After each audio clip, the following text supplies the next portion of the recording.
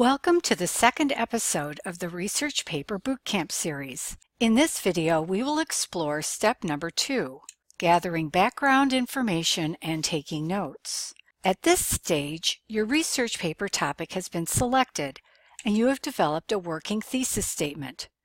Doing background research will give you a general understanding of your topic and may even provide definitions of key concepts or terminology, an introduction to key issues, names of people who are authorities, and ideas for key words to use when conducting research. You can find background information in encyclopedias, such as Encyclopedia Britannica, Credo Reference, Gale Virtual Reference Library, or just by doing a topic search on the internet. Doing some background research can help you focus your topic, as well as adjust your working thesis statement, depending on what you have learned. It is a good idea to set up a system for taking notes before you begin research.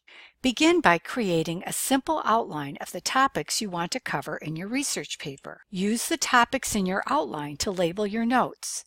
This will help you organize your notes later and will help you identify gaps in your research. Record information as you read through your source material using one note card or page for each idea or concept.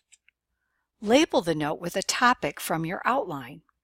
Remember to use quotation marks around any information you record word for word from your source. Make a note of page numbers too.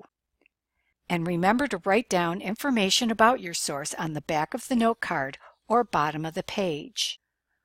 When you are reading source material, remember to record the author, the publication date, the title, publisher information or URL, and for journals and magazine articles, remember to record the journal title, volume number, issue number, and page numbers. Having this information handy will save you time when creating APA references. Check out this example of notes taken on an index card. The notes and labels are on the front, and the bibliographic information is listed on the back of the card. So now that we have done some background research and developed a note-taking system, what's next? In the next episode of Research Paper Bootcamp, we will learn how to find credible and reliable sources of information for your paper. Check it out.